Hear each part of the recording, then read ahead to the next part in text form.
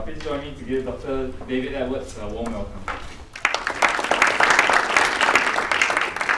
Thank you. I'm really delighted to be here. Can you hear me okay? So that was sort of a funny introduction, and indeed the story here is complex, but the problem is complex. I'm really fascinated in the notion of redesigning food, and the reason for that relates to my work in the 2000s, funded by the Gates Foundation in the first wave of Grand Challenge grants, where I was developing new ways of treating diseases of poverty and vaccinating against diseases of poverty in South Africa particularly. And I and many of us became aware in that middle 2000 era of a parallel problem that seemed even more pervasive and more global, and that's the problem of how we eat. There began in around 2005, as I recall it, to be this obvious problem outside of major metropolitan areas like Johannesburg of growing food packaging waste refuse around cities, and that just continued to grow. And in parallel, healthcare problems that we had up until then mostly associated with the developed world, notably diabetes, high blood pressure, depression, became increasingly apparent in South Africa and in the developing world. So there was this phenomenon where a global problem of how we eat was beginning to show up in the developing world, and very obviously, given their lack of infrastructure to deal with some of the problems, sort of sweep some of the problems away that we have in the developed world. So I decided to devote my career to this notion of eating differently, with the recognition that we have, as a species, really survived by this instinct to eat what is accessible and pretty much no questions asked, and that's helped us survive. But in an era where access to resources is increasingly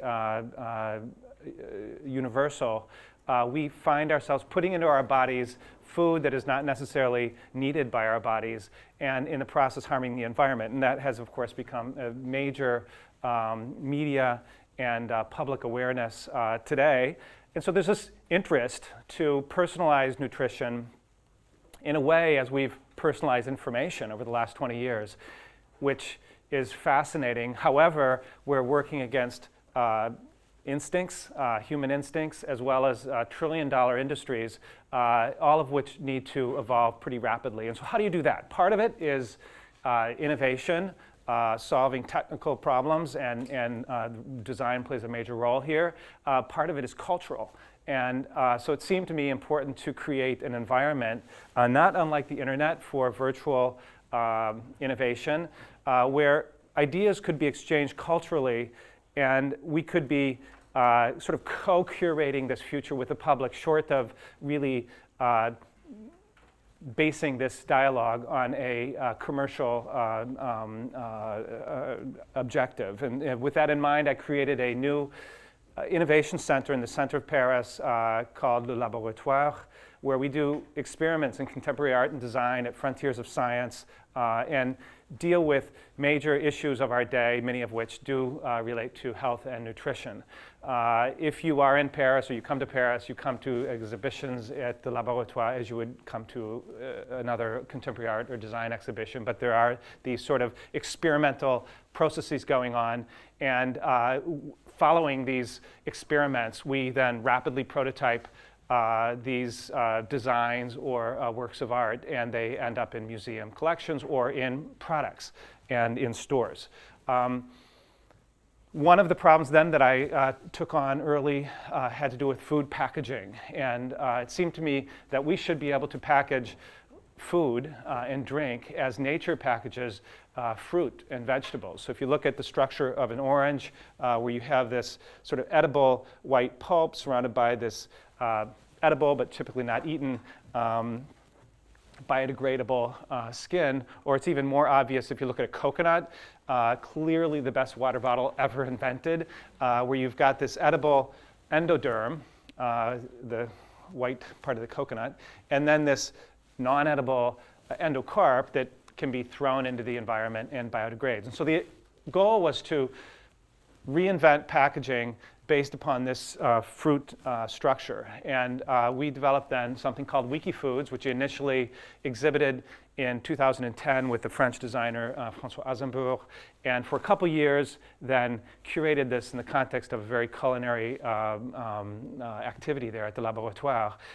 The technology here related to creating electrostatic gels that were held together by charged food particles. Could be coconut, could be chocolate, could be foie gras, with ionic nutritive ions like calcium and magnesium, and then a small portion of a polysaccharide that came from vegetable sources. And then you create a structure like the stratum corneum of your skin, which is multi-layered structure that gives permeability protection and tastes great. And so we created, one of the first things we did was to create a Wiki water, which we're developing in South Africa right now, partly in the context of the Cape Town Marathon. And the notion here is that it kind of looks like a ball of coconut, sort of feels like a ball of coconut. It is coconut, but if you stick a straw in it, you can drink it, or if you bite into it, you can just sort of drink it, eat the skin if you want, and toss it away. You can put nutrients into the skin, and it becomes a vector of nutrition, which is really interesting in a developing world context, in the context of micronutrient deficiency and other things like that. We've made little grapes of yogurt that we're negotiating with a major F&B company around right now. These are, for example, surrounded by cherry. You have little snacks, little M&Ms, if you will, of yogurt. They have stability, all the stability that a plastic pot of yogurt would have, and yet you can drop them in your mouth and eat them. The first product that has commercialized are Wiki Pearls of ice cream. Here it looks like a little egg, but you've got mango ice cream surrounded by coconut. If I let that melt, it stays in the skin, and so it has this sort of pocket ice cream feel to it, in addition to being really nutritive vector again, where you can kind of put probiotics and other kinds of nutrients into the skin, which is what we're doing. And so the product launched this summer in something that I'm going to show you in a bit called the Wiki Bar in Paris, Wiki Pearls. And the Wiki Bar is this curated environment. So in radical innovation, we're constantly looking for environments like the Laboratoire to birth these kinds of things, but also as we move into commercial markets, curating very much riffing off of what was said here earlier this morning in terms of education is a major issue, and so we've created this Wiki Bar where the public has a chance to interact with, and a couple talks going on here, and design, if you will, their own food. This has now gone to the United States. We did a partnership with Stonyfield, which is the major predominant organic ice cream and frozen yogurt company in the United States. And so they are launching Wiki Pearls, and Whole Foods, for those of you who know the United States market, actually is really behind this notion of eliminating plastic in food, and so they're putting in a Wiki Bar in a few Whole Food stores in the New England area, and it's launching in the first quarter. So a couple stories here about the innovation startup, which is, I think, the context here of this weekend. The importance of, yes, identifying the problem, yes, coming up with a solution, but totally creating this public dialogue so that we are creating this future together. As much as we've thought about packaging, we've also been really interested in content. So I've been interested in how can you reduce the food.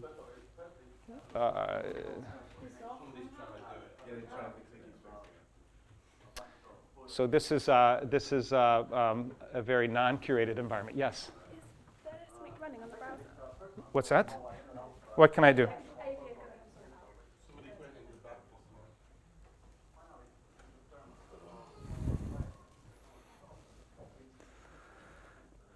Audio, let me just see if I can. If you kill the speakers, we can probably hear you with that mic. Yeah, okay. Turn system off. I'm going to turn it off.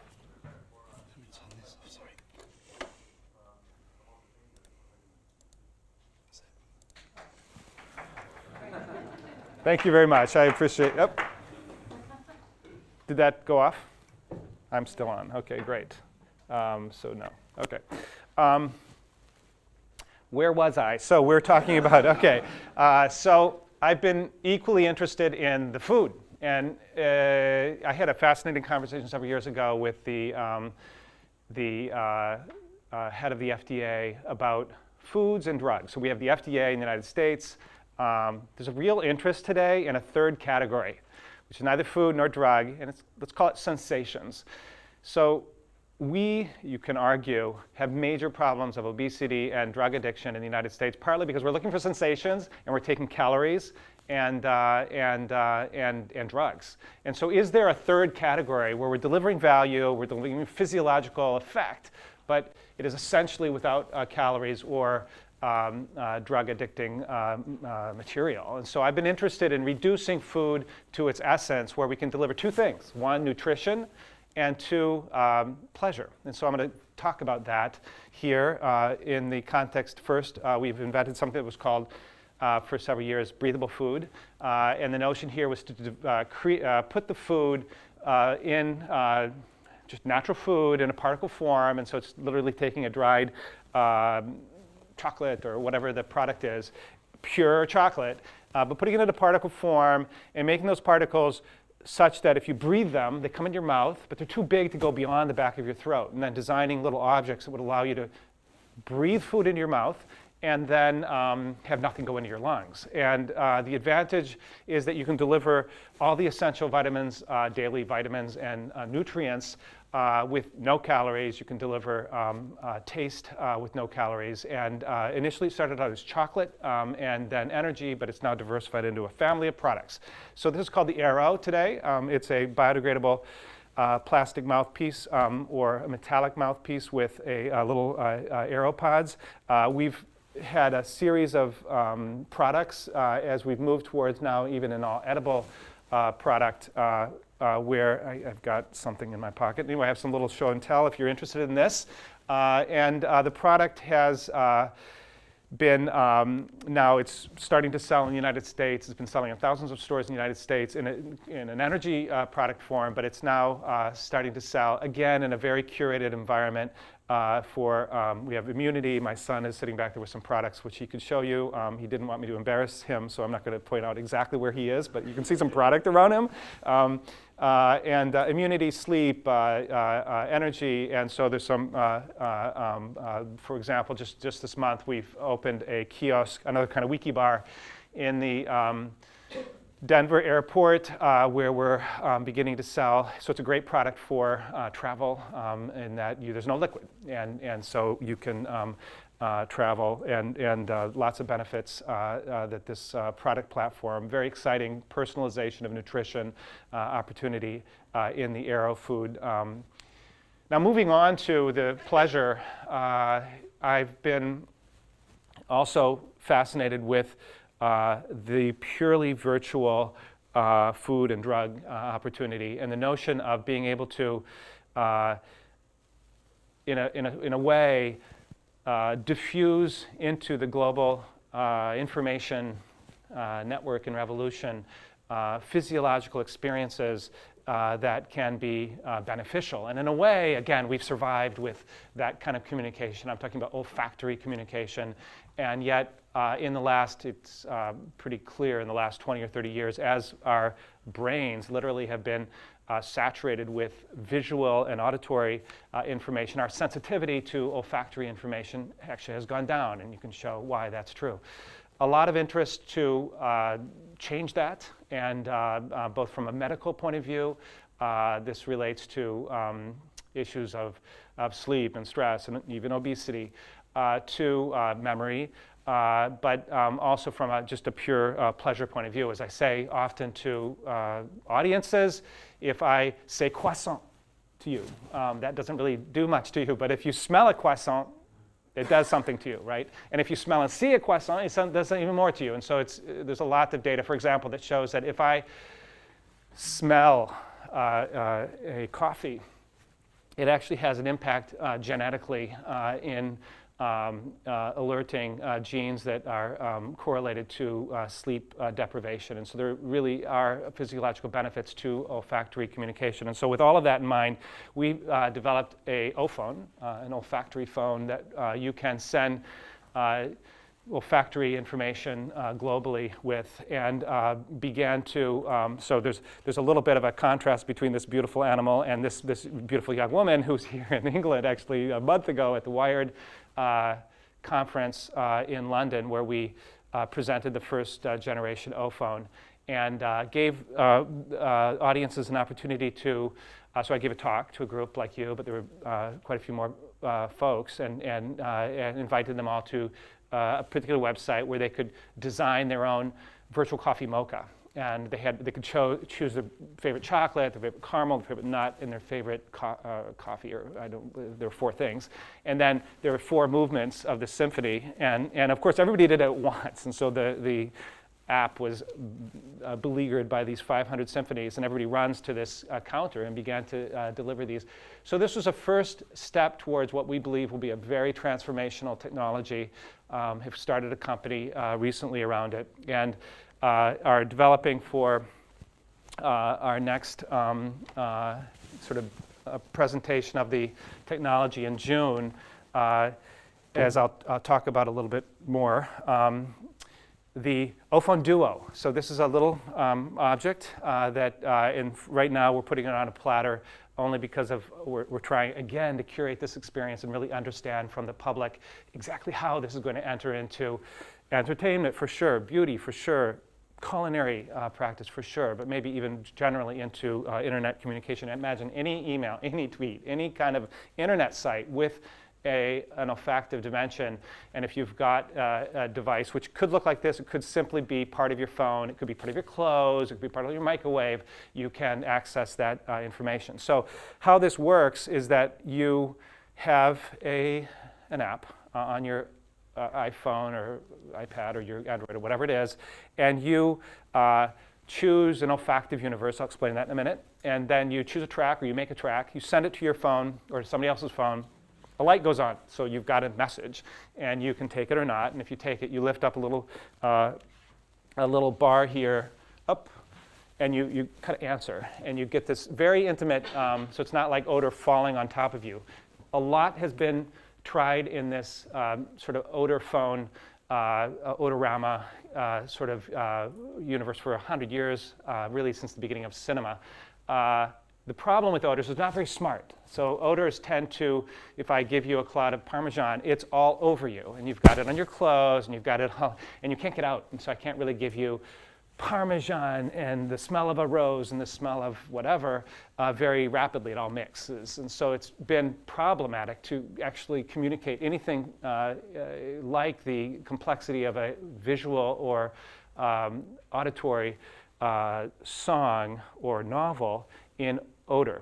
And so the part of the secret here is creating these little odor packets that are small enough that you can indeed create very complex messages. And so I can have 1 or 2 odor experiences going on, or I turn these around and 2 people can use this.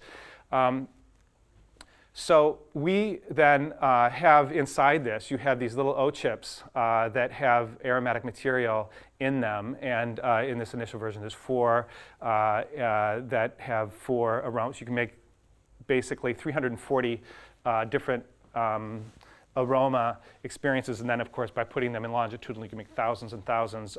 As we go to the 6x6, we'll be able to make 50,000 aromas. And so you're reaching this kind of palette of odor that allows you to really tell any aroma story. And so these are very inexpensive, and we are right now beginning to talk to partners in many different industries. And we'll be then bringing this out beyond what we did at Wired in June, where we opened the new laboratoire next to MIT and Harvard in the United States in June with a major olfactory exhibit. This is the one we did this last summer just to start this, but we'll move further with this exhibit in June and then begin beta testing next summer.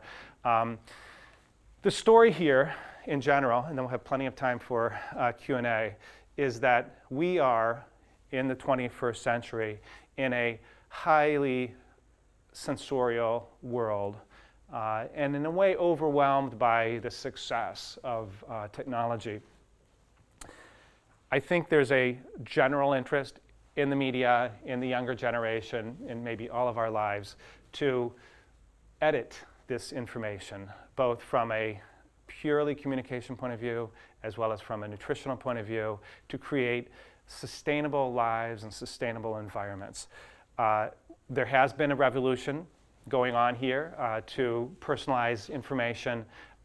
It's been successful, but not completely. And so we're trying to move beyond an environment like what I'm showing right here into a more human and sustainable environment, and doing this through starting companies. So yes, we started the Laboratoire, not-for-profit, but we've spun out several companies. Many of these have come together into a company called Quantum Designs, based in the United States, with a subsidiary in France, headed by the former CEO of GNC. And we've just started a new company called Vapor Communications that is based in Paris right now. And we are moving this forward in this laboratoire context. I'd be happy to answer any questions you might have on the technology or the startups. Thank you very much. Yes? Are the smells synthetic or natural? They are natural. Of course, they could be what you want. But if you basically, we have solid, these could be waxes basically, with 10-20% of the aroma of the, and so depending upon, you can make whatever you want to make. And so right now they are natural, yes.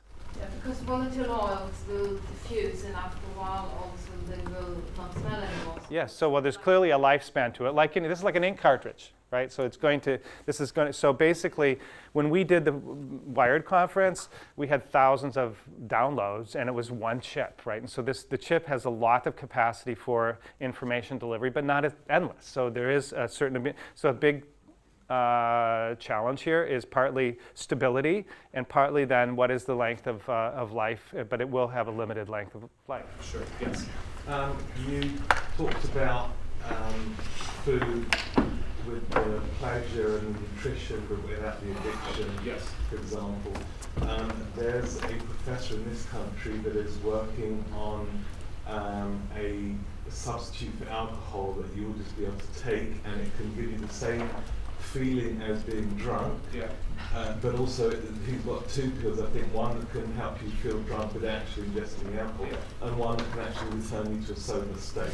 So, well, there's this sort of sort of science fiction world that we can just be tasting. so my question actually for you is that do you think the average person around the world, whether here, the US, or anywhere else, within the 21st century actually want food and drink delivered that way, in terms of, some people are talking about 3D printing, replicating food, just like we watch on Star Trek. Yeah, so I think, and that's where it gets into this cultural dialogue, I think neither you nor I know, or can know, actually. And so I think that what interests me is moving from problems, which are problems of sustainability, of health and the environment, to how the hell are we going to live on Earth over the next century, happily and sustainably. And so I think that everything's, from my point of view, almost everything is an open bet in terms of how we get there. But it's clearly a dialogue. These are new concepts, these are new experiences, and it's really difficult to say. Having said that, I believe just by virtue of a little experience with how the world has dealt with innovation over the last 50 years, which is about how old I am, that it will be a mixture of things, right? And so we still have books, even though we have lots of other ways of reading. And television has really survived through, even though I have lots of other ways of having media out. And so I'm pretty sure that we'll still be eating that great croissant and really having that great coffee. However, in the plane flying to Shanghai, we may be actually breathing our coffee. And so I think Would you eat 3D printed meat if it was developed commercially?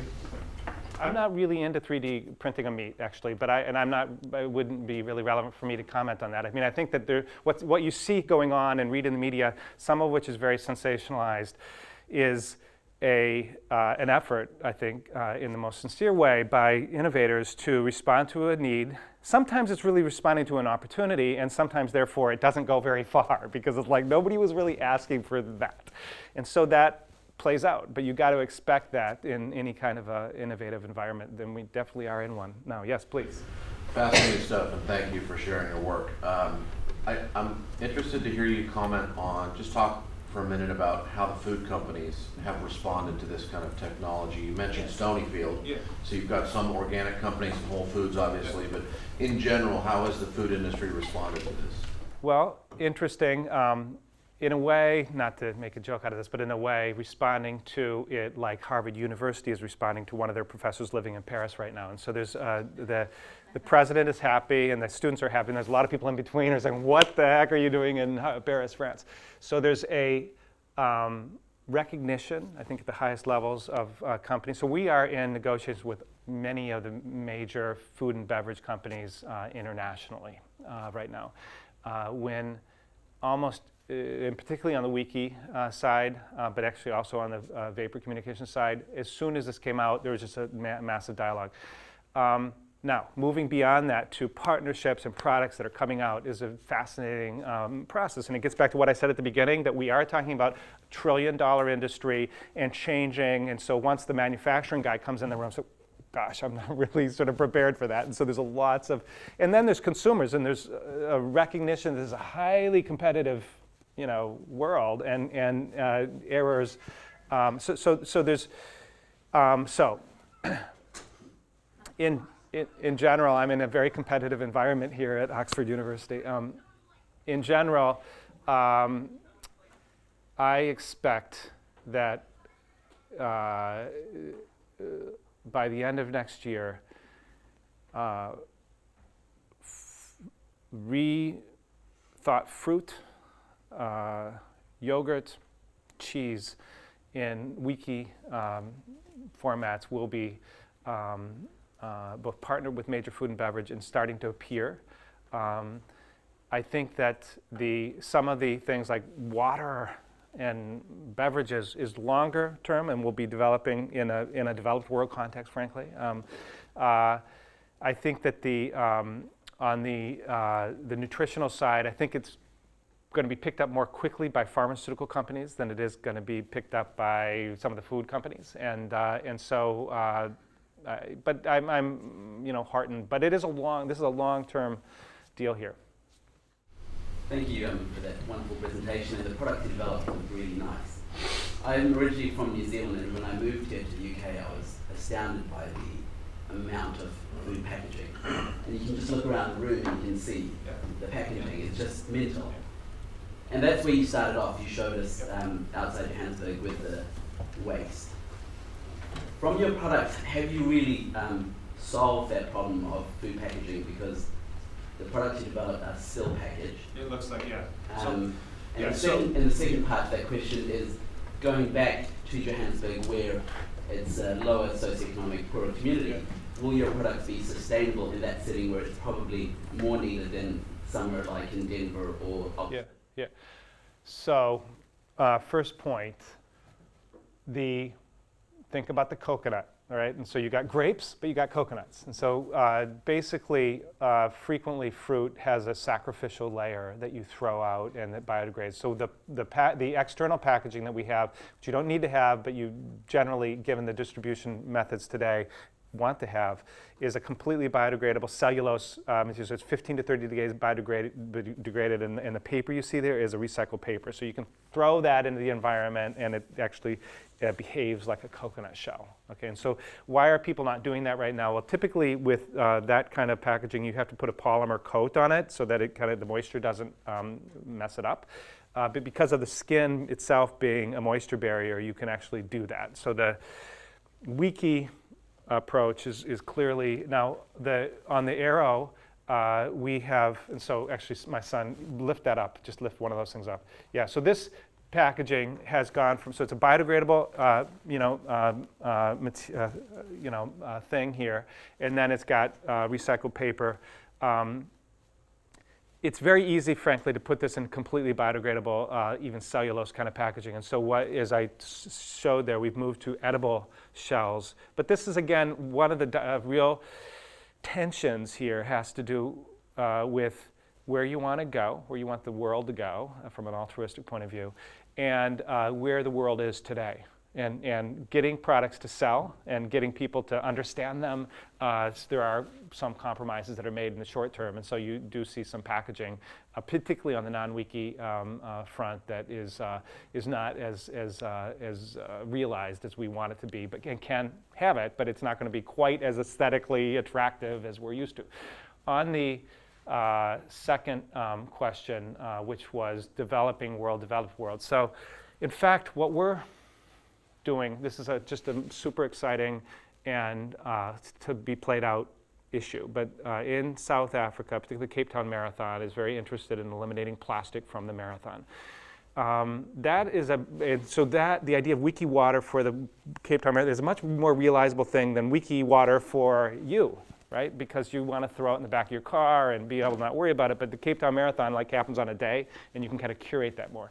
What fascinates us about that is putting together an infrastructure to be able to make 1 million bottles, distribute them, and have them consumed in a short period of time. Suddenly becomes a really interesting developing world kind of solution where suddenly water is like fruit. And so I'm kind of getting these objects which have nutrition in them as well. And they're being produced not to be, there's basically storage is not really such an issue in many parts of the more impoverished parts of the developing world. And so the idea of producing and consuming, so we feel like the Cape Town Marathon is a platform that might be useful but having spent some years working in the developing world, as maybe you have, this is again a co-curated thing. And how is it going to really play out? I don't know. Yes? What's the link between olfaction, appetite and satiety? What is the link? Well, that's a big question. There is, I suppose you know that there's a lot of research that explores today the notion that stimulating my olfactory and gustatory senses impacts my appetite. Now, how to go from that, and there's data, but how to go from that to products that are addressing this issue of satiety is another issue. And I think, as you probably know, the clinical data is pretty scattered right now. I think it probably depends upon who you are. We're in a very complex olfactory world, right? And so it's how do you really get a controlled clinical trial so you really understand what that meant. So my reading of the data right now is kind of the jury is out on that. We could talk afterwards, some anecdotal, and we've had lots of conversations, but I'm not confident enough right now to sort of say that that's an obvious play. Yes? Thank you so much for that. I had a question about the sharing a message through olfactory ways. I was wondering if you've looked at or plan looking at sharing smells through a message, so taking in a smell, analyzing it. Completely. Yeah, absolutely. So, well, firstly, just to talk a little bit about olfactory. So I think it is super exciting to be able to just not have the tweet or the email where I said, I'm eating a croissant, there's a smell of croissant, but actually a purely olfactory communication. So I'm receiving a bouquet of flowers, and so just a purely olfactory is fascinating to me, and it seems to me, given the success of Twitter and so forth, that there's probably a real opportunity there. And if you think about olfactory communication, you could be having that with your dog. Frankly, there's there's a kind of a very broad, universal sort of language there, and so that's kind of on a more altruistic front, really interesting to me. What was your question? Yeah. If you actually looked at taking in Yes. So then here, what is possible is for me to take a picture of it, and so we are working on, and so I'm not going to get too much into this because this is kind of a very rapidly evolving sort of space. But yes, we're thinking a lot about all the analogies, taking a picture, printing out, just the whole kind of universe of communication. And so I'm going to say yes. It is not conceivable today, given the complexity of analyzing very minute traces of material in the air and deducing, and then quickly, that is, basically, I work a lot right now with the major noses, and they sometimes get invited, for example, into somebody with a lot of money is interested in getting a bottle of the smell of the Paris Metro. And so then it's like not quite so easy, actually. And so how to capture that, and so months and months and months. And the equipment is pretty sophisticated there. But there are ways to go from picture to immediately odor transmission, and we are looking at that. Yeah. Yes? Just because I'm trying to give new people here, sorry about that. Yeah, go ahead. Yes, thank you. Wonderful presentation. Do you see your food design philosophy as being an alternative to the mass uptake of GMOs? Do you use GMOs in your products that you're So I personally am kind of battling one, I have one battle right now. I think that the opportunity here to be completely natural, the fact that we're launching in the United States with an organic company like Stonyfield is relevant. Having said that, for me, it's if McDonald's could be eliminating all the plastic in their beverage, in fast food, if I could get rid of plastic there, and I have not also won the battle of GMO, that's for me a victory. And so right now we're pretty much trying to, we're pretty open, but I think yes, I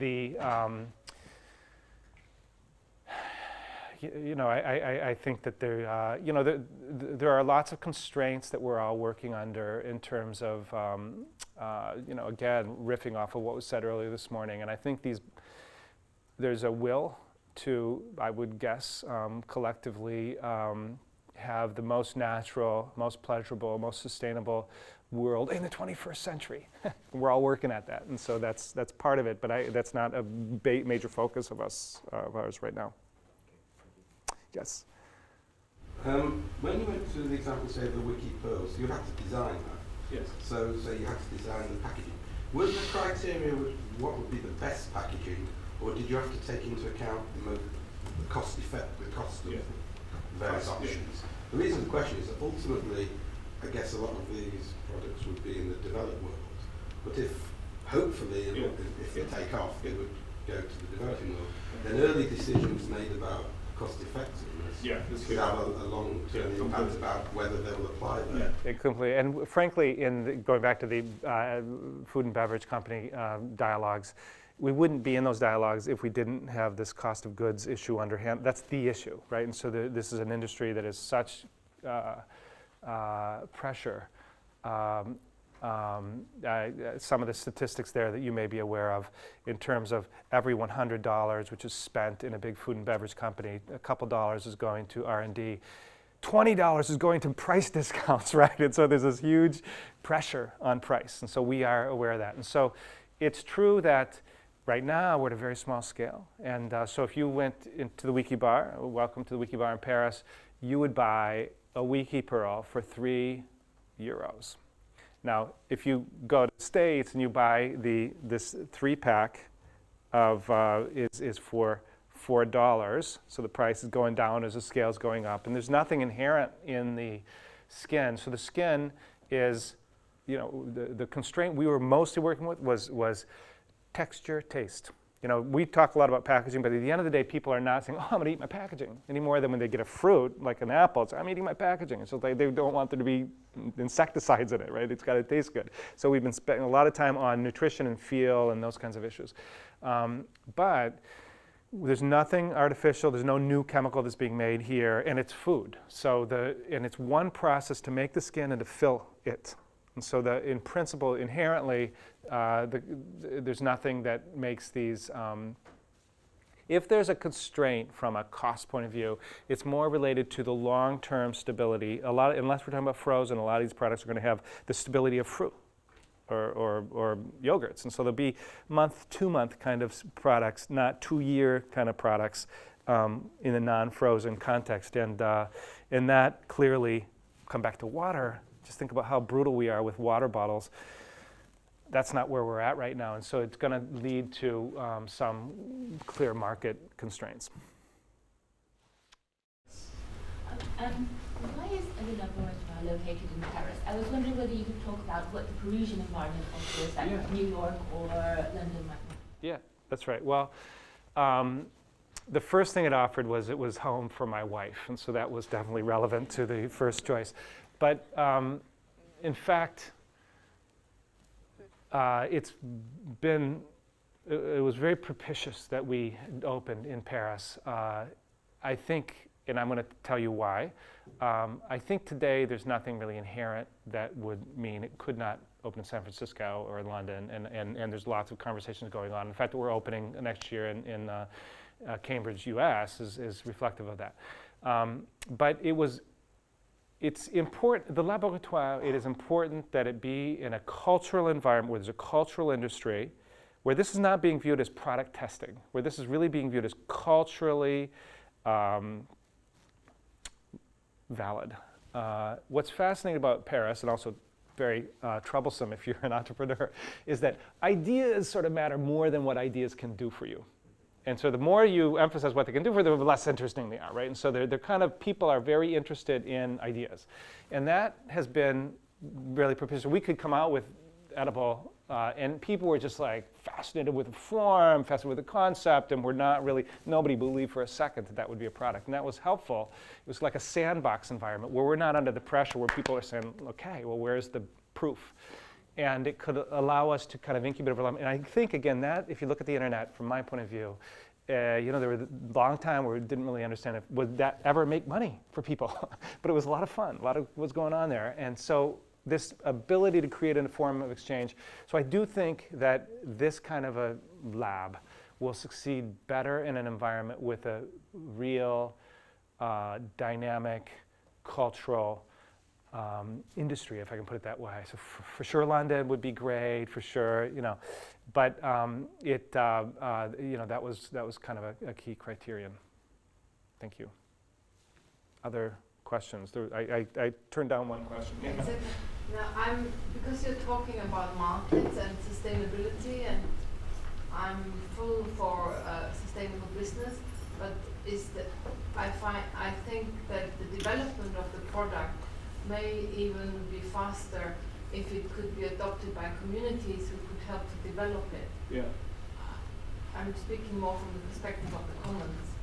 If it's a product Well, that so could help the common good. Yeah, completely. So this,